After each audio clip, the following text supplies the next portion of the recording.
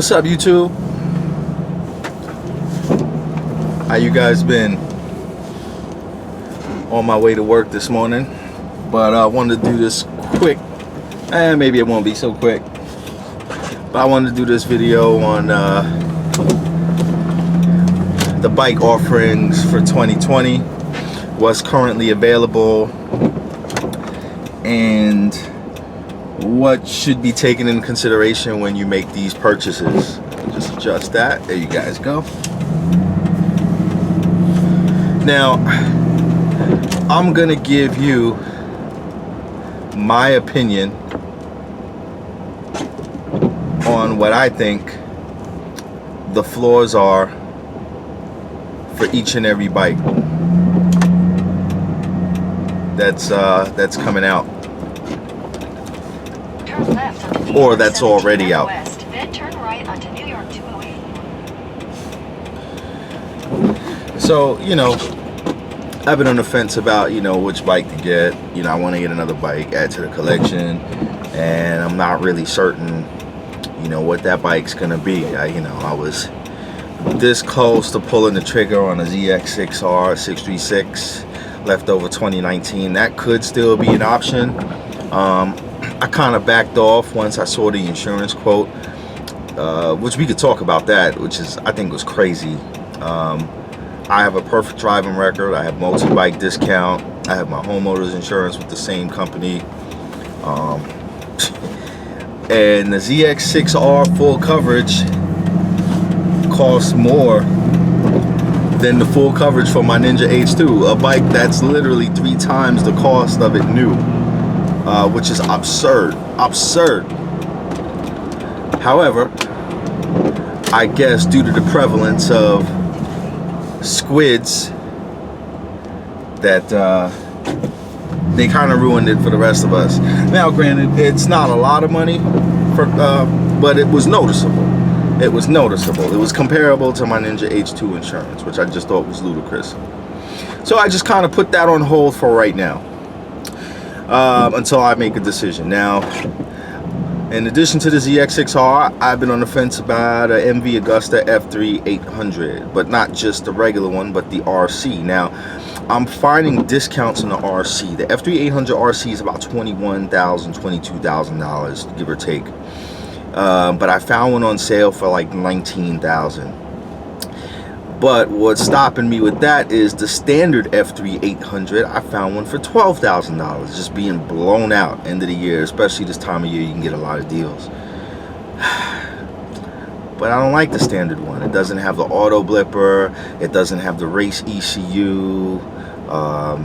The traction control is not as good as the one in the RC. The RC comes with the slip-on. I mean, it's not worth $7,000 a difference in price, but it is missing, essential things. RC comes with a bigger rear sprocket, which is probably more acceleration out of a corner. There are subtle things that make the RC more attractive. The race graphics, the race bodywork is nice, whereas the standard F3s look a little bland in my opinion. I'm not really feeling them. So I'm stuck on the F3. The other thing is the Aprilia RSV4 1100. Man, that bike has grown on me a lot. 650 Ebe had that bike in his trailer when I went down to Mid-Ohio to mess with him a little bit, and I didn't even give it a second glance, and I'm regretting it, because he would have let me ride it. But it's grown on me, especially watching Ebe's channel and seeing how responsive it is to the tuning. That has really left me impressed, to be quite honest. I think if I'm not tracking the H2, the RSV4 1100 factory would probably be my pick. I don't think there's any bike out there right now that can beat that in any category. More on that later. And so those were my main picks: the ZX6R, F3 800, whether it's the base or the RC, or the Aprilia RSV4 1100 factory. I can't make up my mind, and I've been gridlocked on this decision for weeks now. So my rule of thumb is when I can't make up my mind, I'm just not going to pull the trigger. I'm just going to hold on to the cash, because I think ultimately when you see the one, you know, there's no question. Like when that H2 came out, I knew I wanted it when I first saw the promo, you know, and even to this day, it's still special. So you know what the special bikes are. Same thing with my MV Agusta F4. That thing, I knew when I was a teenager I wanted to get that, the 750 version. And 10 years later, oh, actually a little under 10 years later, then I was able to get the 1000 version, and I still have it to this day because it's special, you know. So I'm gonna hold off until I can make my mind, and obviously, you know, we want to save a little bit of money, but money's not the main concern, you know. Something that I will enjoy riding when I'm not on the H2. Whatever I get on, I don't want to feel like it's lacking. So you know, that's my take on what I'm currently looking at right now.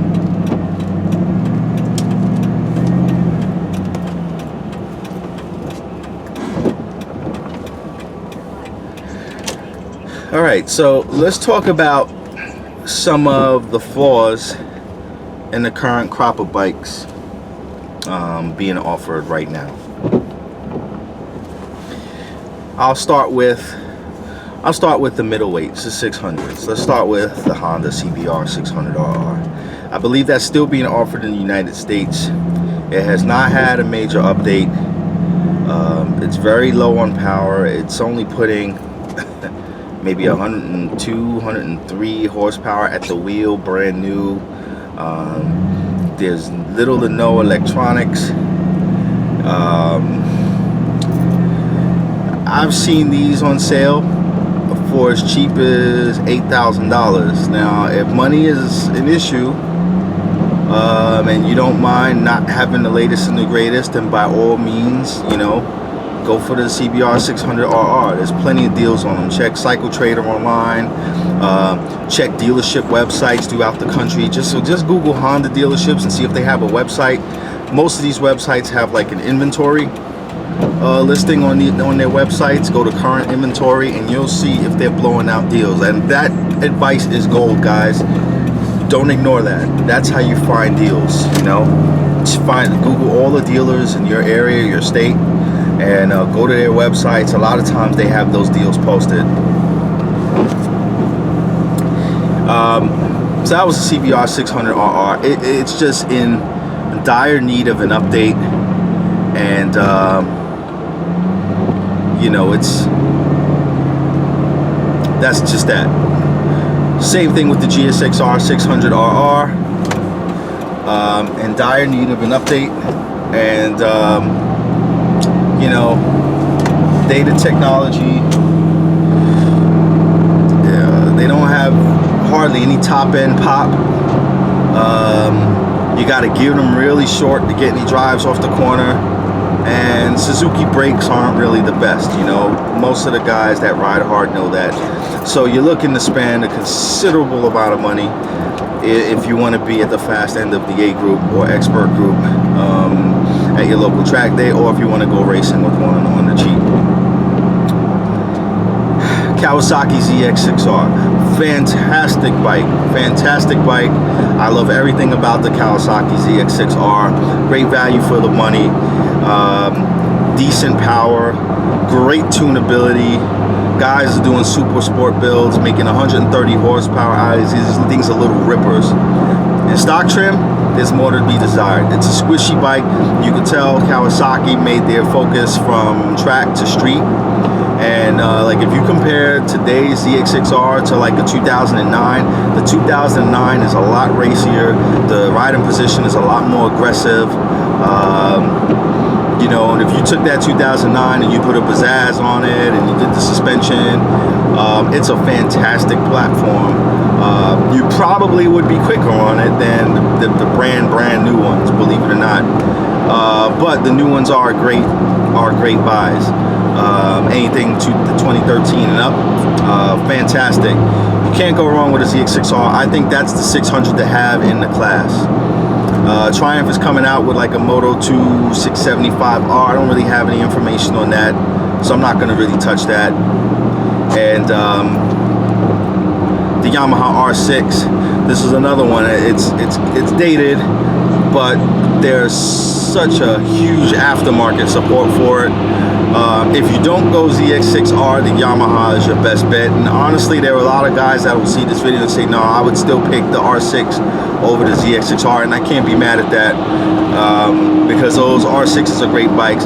When they did the redesign, the engine stayed the same, so you know, nothing new there, and that's okay. The bikes are still cleaning up in World Supersport and a lot of the domestic series across the globe. So R6, and if you want the latest and greatest, I go ZX6R. If you're looking for bang for your buck, actually the ZX6R is great bang for your buck if you go new, but the R6 is right there. I mean, I gotta rank those both #1 in the super sport category. Now, on to the nitty gritty. The Panic Alley V2. Reports and reviews are promising on this bike. It's basically a 959 with some tweaking to make it more refined, and the styling reflects its bigger brother, the V4. Flaws on that, there aren't many, but if it has the same architecture as the 959, handling is a little bit sluggish in comparison to, say, a ZX6R or an F3, MV Agusta F3. Believe it or not, it's a little bit sluggish. The bikes tend to run wide exiting corners based on a few of the reviews that I've seen. And that's always been an Achilles heel for Ducati. I've owned a couple of Ducatis in the past, and they do tend to run wide out of corners. You really got to start playing with geometry and things like that to get them to handle the way you want them to. Now, once you do get them set up the way you like, they're very sweet motorcycles, and you're really going to be happy with them. So if you get a V2, unless they come out with a course edition, I could reasonably expect that you're going to have to put some money into it to get it to handle the way you like. You know, and that's okay. That's just being realistic. And most of these bikes, most stock bikes, you're gonna have to put some money into how they handle once you start getting to the faster end of your track day group. And if you're on the street, it's nothing. I mean, unless you're in the canyons pushing the envelope, I wouldn't even worry too much about it. Just get it, see if you can set your sag. If you can't get the sag the way you like it, then you want to invest in some springs. Speaking of suspension, before I go on to the F3800, suspension, once upon a time, you know, stock suspension, the damping and the valving and the cartridges and all of that,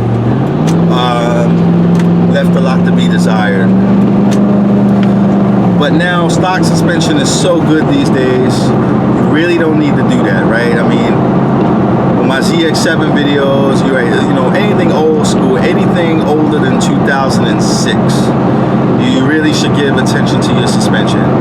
Anything after that, all you need is really good springs, fresh fork oil, and that's it, man. Set your sag, and then just play with the compression and rebound for whatever track that you're visiting. That's it, and it's usually within 1 or 2 clicks.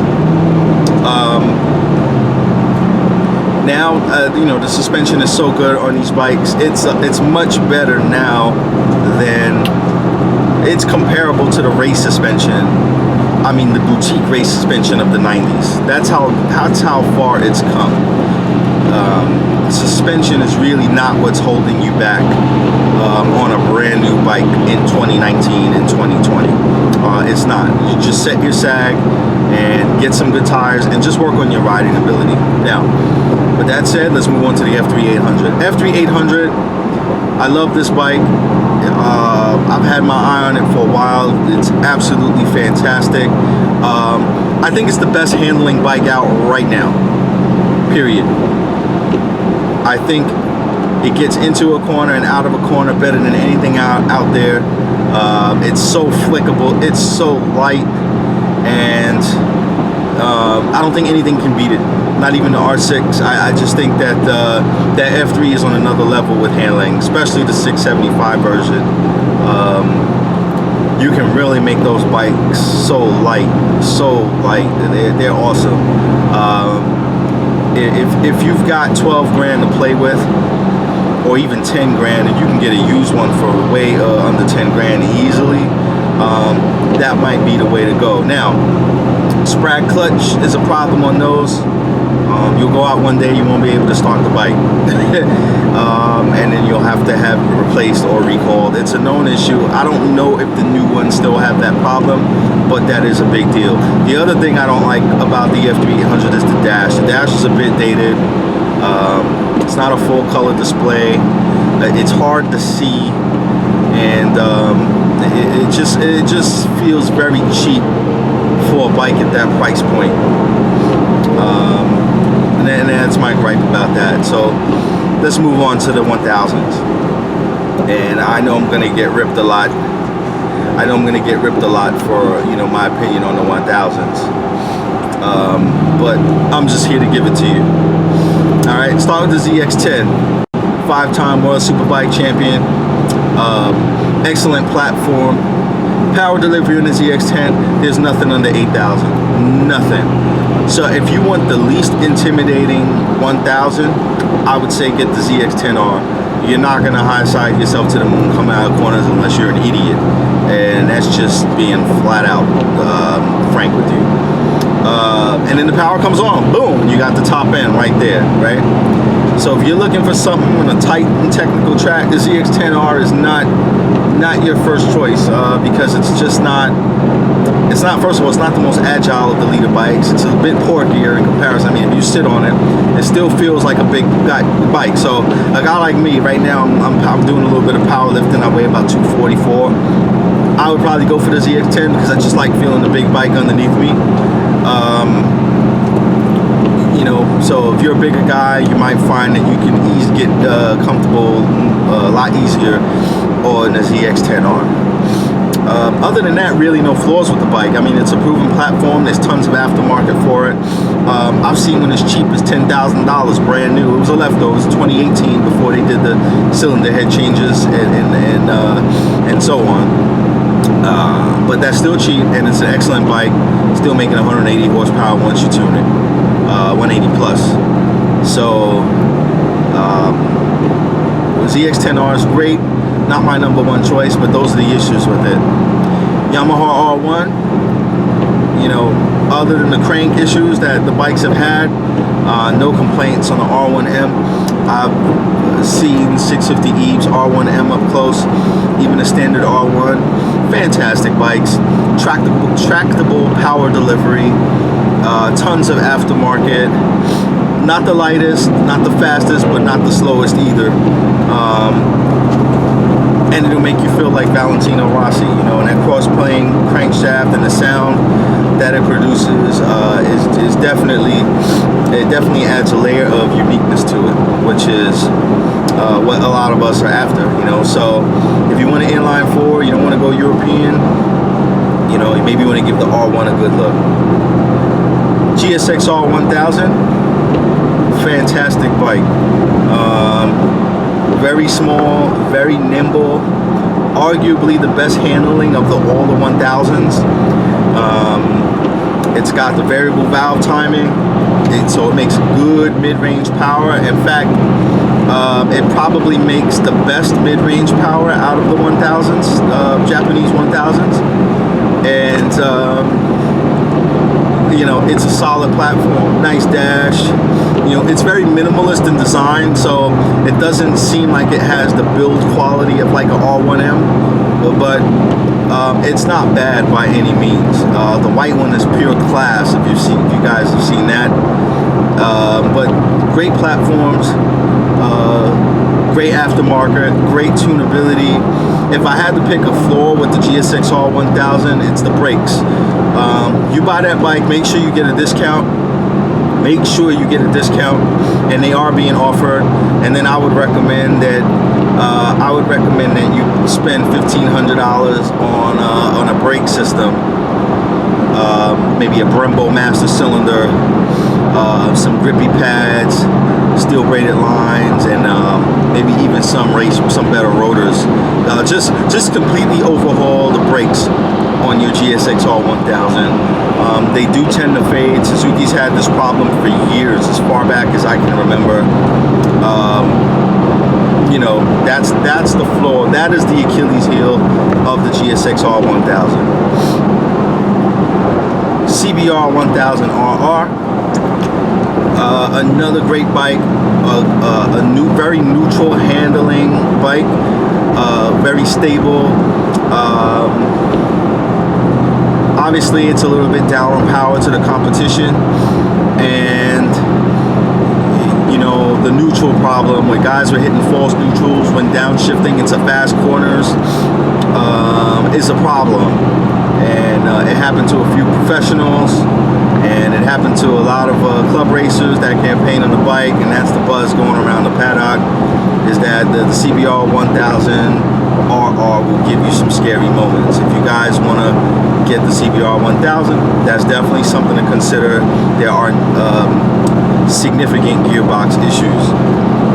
The 2020 looks promising. I know in my last video I had a negative title. A lot of guys have disliked that video. A lot of guys had a lot of negative comments towards me, but they didn't listen to the video. In the video I said that the 2020 CBR 1000 is going to be a fantastic bike. I will love it. What I did say is that for the majority of people that ride on the street that are straight lining their buddies, they probably will not like it, because Honda's design philosophy has always been racetrack first and seconds. I mean, they do make good street bikes, but they're not, you know, like back in the day when they were making the 954, the 929. I mean, for them that was a kind of like a cop out, because they didn't have the firepower to compete with the GSX R1000 back in 2002 and on. But you know, they're trying to make nimble bikes that corner well. They're not overly concerned with light to light racing or highway racing or Isle of Man and that sort of thing.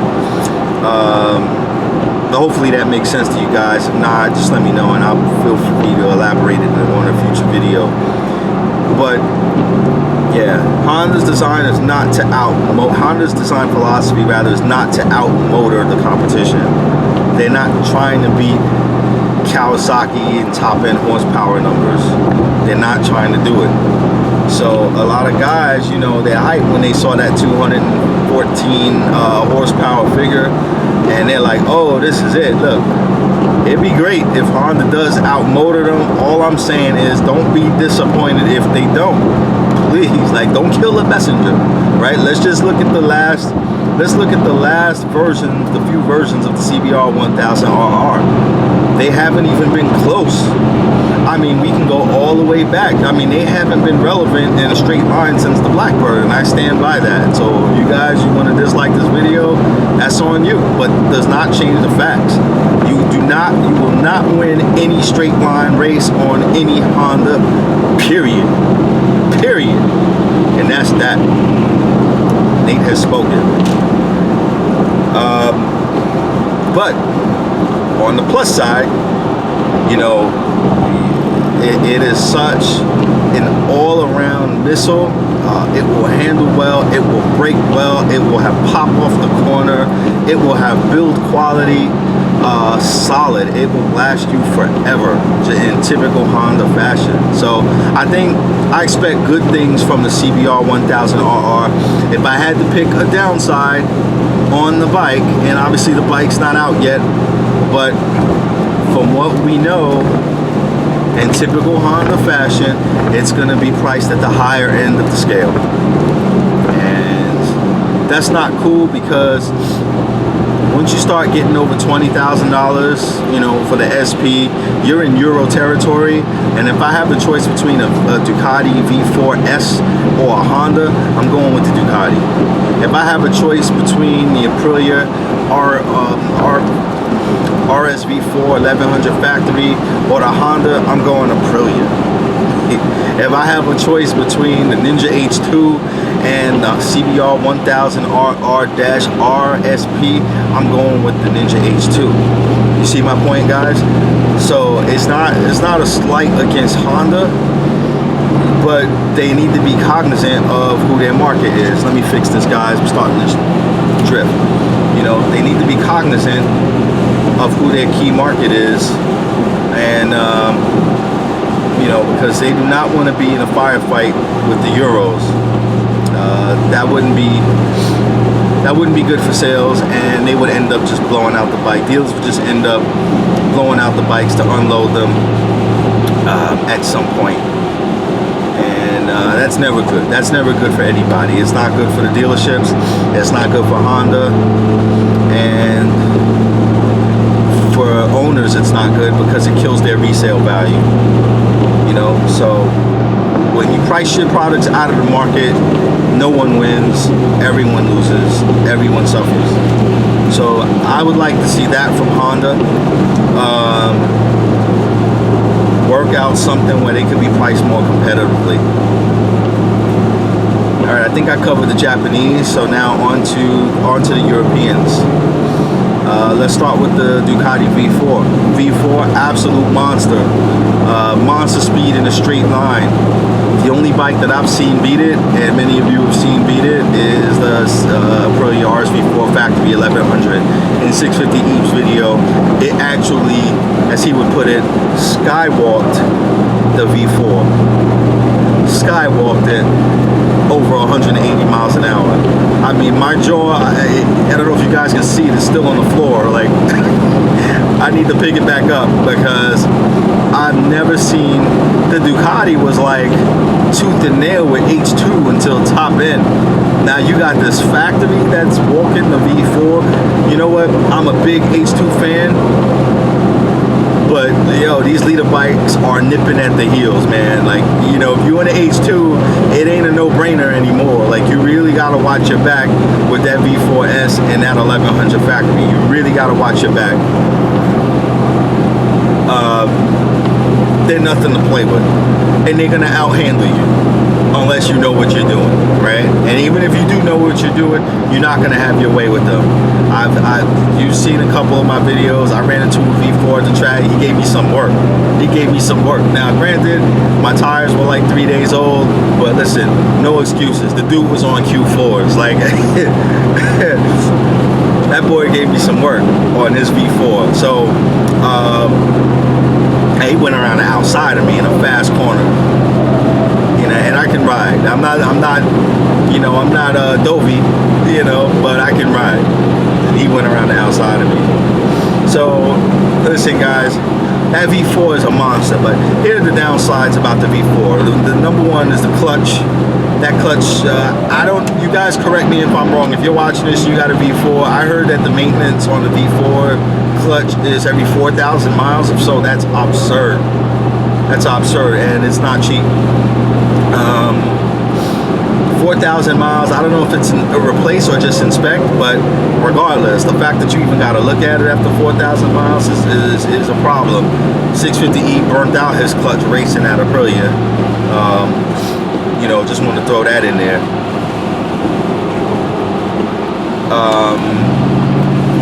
Yeah, so obviously that's an issue. Early V4s were recalled. They were catching fire. That's never good. And those are the two main negatives with the V4 series. Otherwise, they're fantastic bikes. They're gems. They're fast. They're more speed than anybody can ask for. Everything, solid package, handling, brakes, weight, electronics. It's so close to being a perfect motorcycle. It's disgusting. Look, I've owned Ducatis. I've owned Ducatis back when they were slow, and I love those. You know, I can only imagine what the V4s are like, you know, on the track, you know, at full song. I can only imagine. I won't get one. Believe me, it's tempting. I won't get one. I just don't want Ducati maintenance. I just don't want it. And I don't feel, you know, once you start getting the Italian bikes, things are different.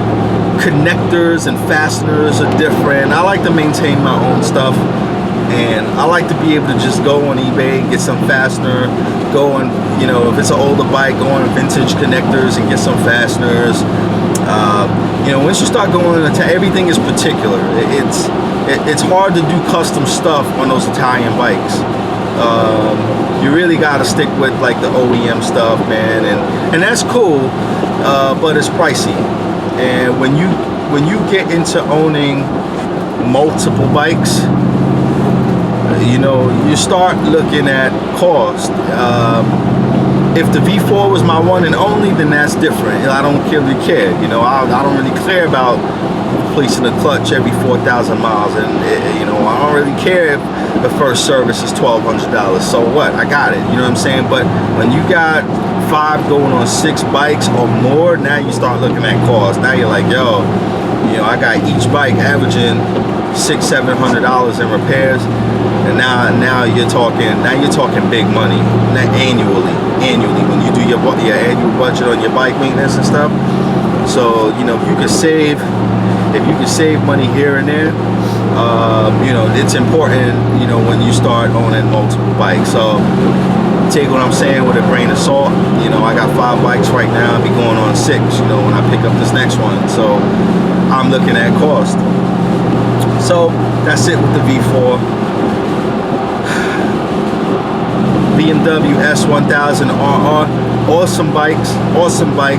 The prior generations to 2020, if I had to pick out a flaw, it would be the handling. They're just a little bit, you know, they're just not as agile as some of the, you know, the other bikes like the Honda and the Aprilia and the Suzuki. You know, it's slightly heavier steering, but it's not a pig by any means. It's a fantastic bike. I would say it's probably the slowest steering of all the leader bikes for the previous generations. But the new one, they seem to have addressed that. The new one, I can't speak from firsthand experience, so I'm being very honest, guys. Just being objective. And you know, it appears that they have dramatically improved the handling, and it's picked up a couple of horsepower. For the money, I think it's the best value for your money. So even the base model S1000RR,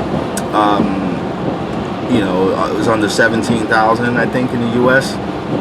You know, I think that's money well spent. And that's money well spent. Wait a year or two, and you can get it for like 13 or something like that. That's, you know, lightly used. Major win. It's just as fast as anything out there. You'll only get beat by the V4 and the Aprilia in a drag race, or not even drag race, but like a highway run, and speeds reach over like 180 miles an hour. And then you start to get walked, but that's rare. On the track, that's very rare. I mean, there are only a handful of tracks in the United States where you can go faster than those speeds on the bike. Daytona being one of them, Brainerd being another one, and I'm sure there's maybe 1 or 2 more. Summit, I know I can hit 180 on the H2. You know, but you know, it's faster than that where you will start to lose to like the V4 and the Aprilia. Money well spent. Great electronics, excellent package. You know, the M package is even better than that. You know, all those added features. BMW is excellent value for the money right now. And lastly, that leaves the Aprilia RSV4 1100 factory. I love this bike. From what I've been researching, the only issue with it is that there's no fuel gauge. But most of us don't really care about that. A lot of us are just running half a tank of gas on the track anyway.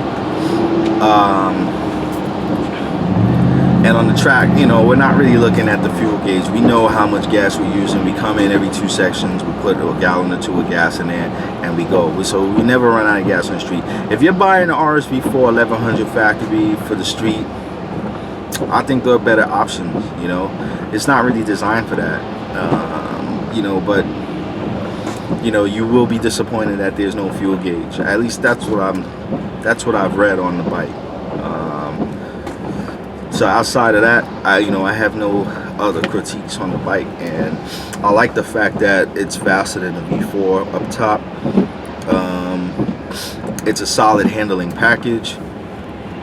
And you know, somebody made a comment the other day on my channel about the frame, that it's old school, it's ugly, but a lot of us old heads, they like that. You know, I like that big beefy frame. I like it gray.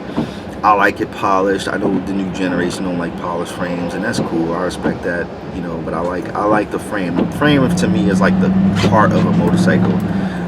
second to the engine. Frame makes me feel safe. You know, bigger the frame, you know, the bigger the bike. And I'm a big guy, so I like that. I like that big bike look. And as small as the Aprilia is, that frame kind of gives it some girth. Because the Aprilia is by no means a big bike. In fact, at my 5'11" height and my size, you know, I will probably be cramped on it. But yeah, I'm gonna go check it out in person and see. So that's my take on new bikes. I don't think I left anything out. Yeah, we got the Euros, and we got the Jap 1000s, we got the middleweights and the super sports. We got the V2 placing a 959. So that's pretty much it in sport bikes. That's my opinion. I think ultimately you can't go wrong, and they're all nice. And you know, we're just splitting hairs on, you know, what one model has over the other. Any one of these, if you buy them and you don't ride anything else, you won't notice anything. You won't know, you won't know what you're missing. And every bike does something better than the other, and that's it. You know, there really is no perfect motorcycle. But I still don't know what I'm doing for 2020. I may not get anything. I may just upgrade the suspension on the H2. I'm definitely gonna put an Olin shock on the back, and I'll probably, now I'm starting to think about putting the road and track forks on it, the Olin's road and track forks, or the gas charge forks on it, which aren't cheap. I'm thinking about it.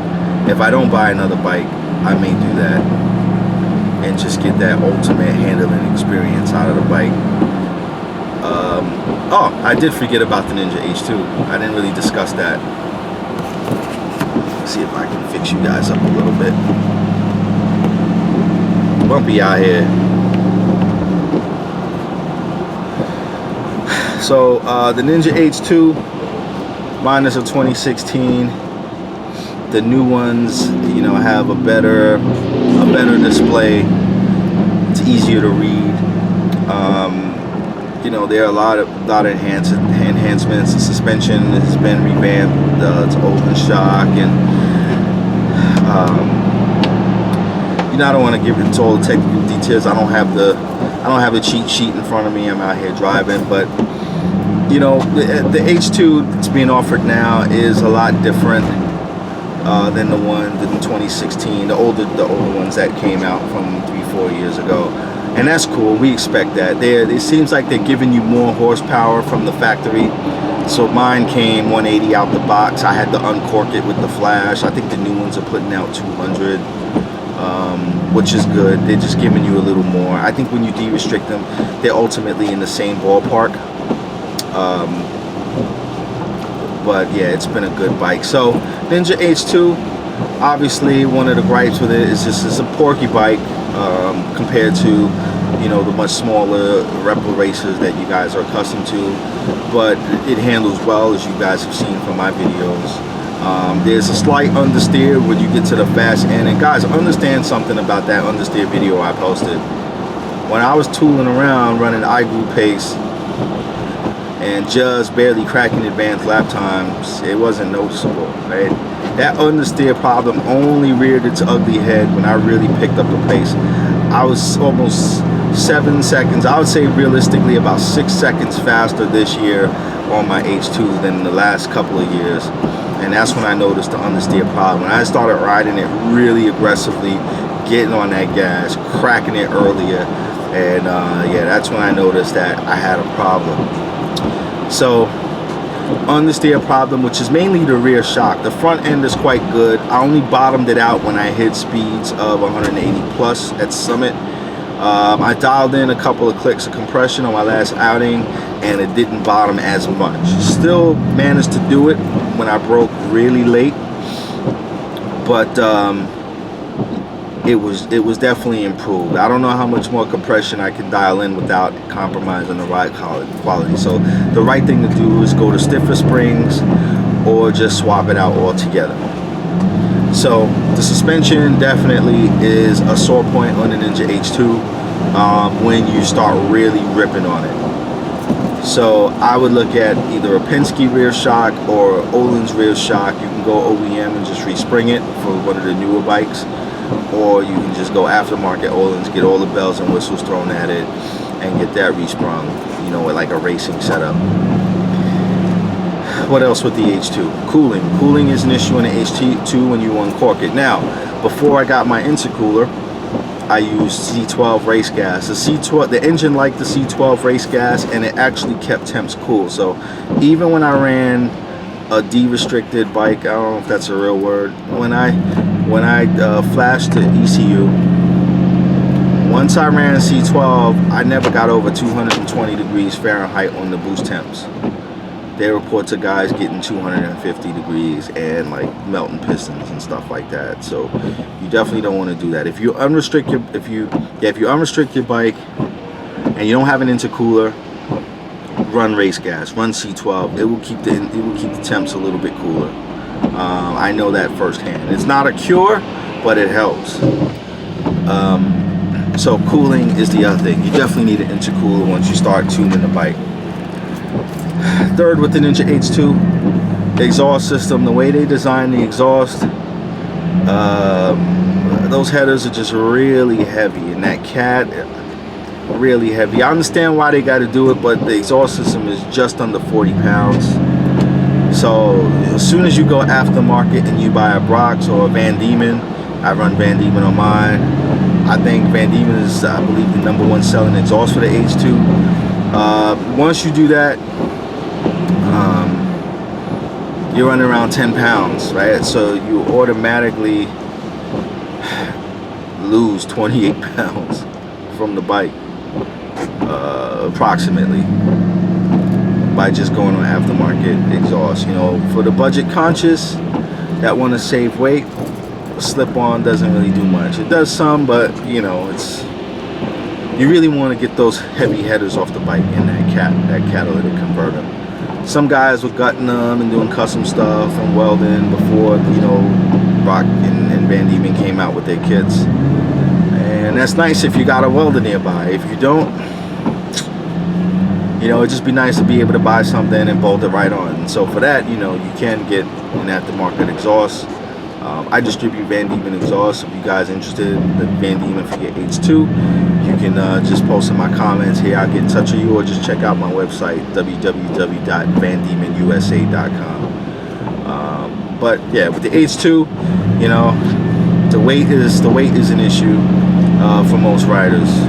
Doesn't bother me. I'm a big guy. I work out. I muscle that thing around like a 600. It really doesn't bother me.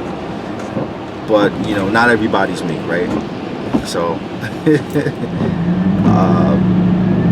sure, there are better track options. Any of the 1-liter bikes out right now are a better option for the racetrack, and that's just being honest. I just like riding the H2 on the track. I like having all that power on tap. I feel like I'm riding MotoGP power. You know, that's what I enjoy about it. And yeah, the other thing about the H2, one of the flaws is the ABS. You can't turn off the ABS system like you can on the H2R. So if you want to be rid of the ABS, you will have to just remove the ABS system completely, and it will save about 5 pounds, which is nice. You'll have to remove the ABS controller, which is underneath the front fairing. That's pretty much it. Remove the ABS controller. I mean, there's a couple of lines connected to it. You remove those. It basically saves in the ballpark of 5 pounds. I think that's definitely a good mod if you're on the racetrack with your Ninja H2. So I think that honestly that's it. That's all I got on the H2 as far as things that I don't like about it. I don't like the fact that you can't buy H2R parts without a VIN number, and that's just silly. You know, I understand what Kawasaki wanted to do. I guess they wanted to maintain the exclusivity of their H2R, but they already blew that. they already blew that by making the bike for so many years. You know, it's not special anymore. It was special in 2015. If they would have did that limited run like they said, it would be special. Now it's just like any other bike. That's it. You know, you may not run into them as often, but it's just like any other bike. As it should be. You know, I'm not a whole big on that bike exclusivity nonsense and things being priced out of the market. MV tends to do that, and that's one of my gripes with their company. They, you know, they price their bikes, you know, pretty ridiculous.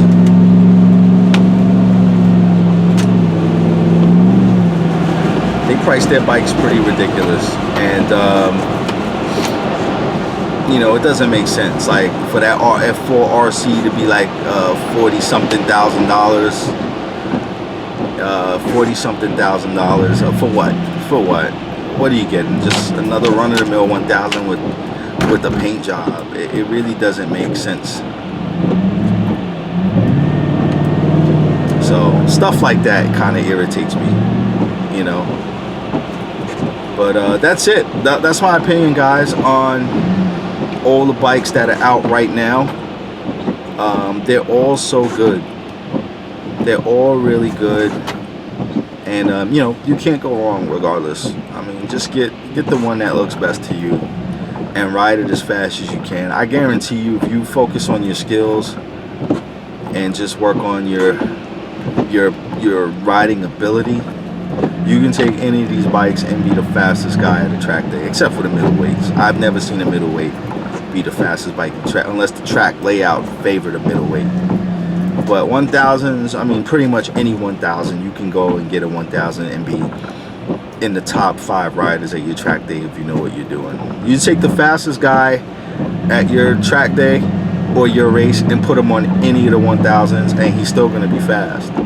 And that's my point, guys. Like, you know, we read all these magazine comparisons and, you know, things of that nature, and you know, we read these journalists' opinions like they're gospel, and they're not. I mean, they may be right about, you know, their opinions, and I'm not saying they're wrong. I respect every journalist out there, to be honest. You know, my favorite, I would say, are the fast bikes guys. I like those guys. I've liked those guys since the 90s. You know, but even the American publications, you know, these guys know what they're doing. They know what they're talking about. I give everybody the credit and respect that they deserve. But understand something. If you buy a bike, if you buy that GSX R 1000, and the journalist said that, yeah, the brake fading has been a problem, but guess what? That brake fading is not what's keeping you in the intermediate group. Because you could be in the advanced group and still have the brakes fading on you. You know, you get 2 or 3 solid laps in, and your lap times will drop by about 2 seconds, 1 second to 2 seconds. I mean, it's small. So, you know, that's what I mean when I say take it with a grain of salt. What we say are wrong with the bikes is not what's keeping you slow. If you're slow, and if you're fast, you already know what to change on the bikes, you know, and you already have the budget set aside for it. You know going in. So you can ride. I know personally, you know, before I end this video, I know racers. I know a racer that run an endurance championship on a ZX10, and he just switched to BMW just for the heck of it. He's wanting something different. And guess what? He's still winning. He's still winning championships on his S1000. So it's not the bike, guys. It's not. That's what I'm telling you. It's not. These fast guys out there that are freakishly fast. They're fast on anything. You put them on a CBR 600RR, and they're still gonna go around the outside of you in a 140 mile an hour sweeper on a slow CBR 600RR. Like, I've seen it.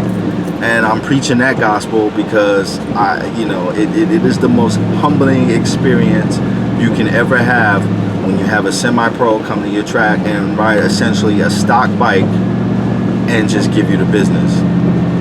So, on that note, guys, I hope you enjoyed this commentary on the new bikes that are out there. I'm sure I probably left a few things out, and if I did, I'll post it in the community tab on my channel, and you know, maybe with a photo and a quick note. But if you have any questions about what I've said, or if you disagree, I'm cool with that. Listen, but don't be so quick to press the dislike button, right? I mean, we all have our own opinions, right? And these are just my opinions. I'm just taking the time to share them with you. And sometimes you may agree, sometimes you don't agree, but that's just the beauty of YouTube.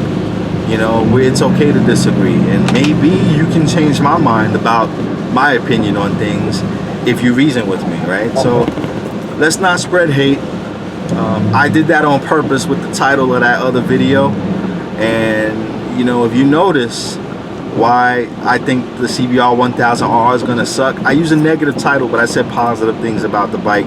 I did that on purpose, and if you look at the stats on my channel, the video with the negative title got more hits than my last 10 videos. So it's almost like we are programmed to feed off of negativity.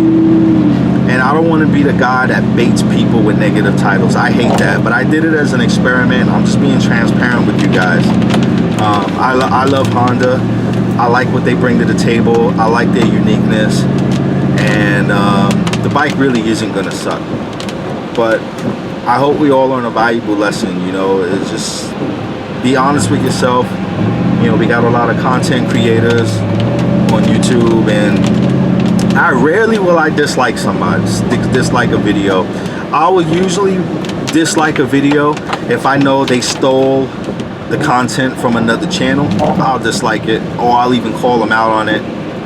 Or if they like a product and I don't like the product, I don't dislike their video, I may just put a comment, look, I think that product sucks. You know, but thanks for sharing your opinions or X, Y, and Z. You know, so there are ways to put a positive spin on things. I'm about positivity. Being positive is how I've been successful in my personal life. You know, you can always look at things from a critical point of view, or a cynical point of view, or from a negative point of view, but being positive is just a better energy. It's just a better energy, and that's what I want my channel to represent. You know, just a positive energy. And you know, I'm not gonna put you know, some naked woman on a thumbnail just to get views. I don't do that sort of thing. You know, but I want to give you guys quality content, and at some point I'll make a little intro and, you know, get into the cinematics when I have more time. I work a very demanding job. I have a couple of different hustles, if you will, so I'm very busy, so I just don't have the time to devote to the editing. Maybe I'll outsource that at some point, and that's why I haven't done it. So you're just getting the raw stuff right now. And you know, I'm sure you can appreciate that in its own right. But we'll make it nice as the channel continues to grow. But I did want to point that out about how the negative title generated a lot more views, you know, than like my last 10 videos. Just food for thought, guys. And I encourage you guys, if you're watching, I know a lot of you guys hit me up sometimes in the DMs, you know, or the comments about some of your personal projects and your personal, like, yo, we'd love to see that, man, you know. So if you're just a little bit scared, yo, post up your videos on YouTube, man. We all got to start somewhere, even if it's a quick 3-minute phone video. Just put it up, and that's how you guys get started. So that's it. I promise you, I'm finishing now for real. It's been about 53 minutes. I'm stuck in traffic, so I've had this time to talk, but you know, it is what it is. We'll let it do what it do. So I'll keep you posted on my bike plans, and you know, if I start working on the H2, we'll definitely put those videos up. I'm trying to come up with some new stuff. If I do go ahead with a new bike, I'll put that up as well and guide you through the tuning process on that, like I did with some of my past videos, as we get ready for 2020. So stay dry, stay warm this winter, and stay tuned for future videos. That's all for now.